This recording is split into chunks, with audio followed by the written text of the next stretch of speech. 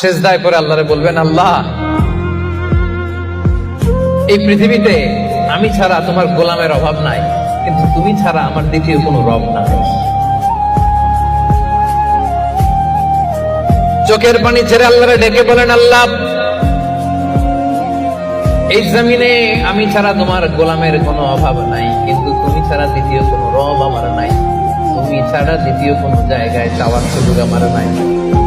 চোখের পানি ছেড়ে আল্লাহরে বলেন, আল্লাহ কোরআনে তুমি শিখিয়েছো ফরিয়াদীদেরকে কেউ যদি চায় ওই ফরিয়াদীদেরকে বারণ করা যায় না, তুমি কেমন করে এই অভাগা ফরিয়াদীকে আজকে ফিরিয়ে দিবা।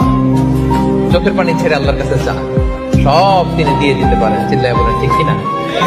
গোটা বিশ্বের সবাই আমাদের যার যা লাগবে সব যদি আল্লাহর কাছে চাই, আল্লাহ যদি সবাইকে সবকিছু দিয়ে দেয়, আল্লাহ বলে আমার ক্ষমতার 1 ইঞ্চিও কমবে না। চিল্লায় বলেন ঠিক কিনা?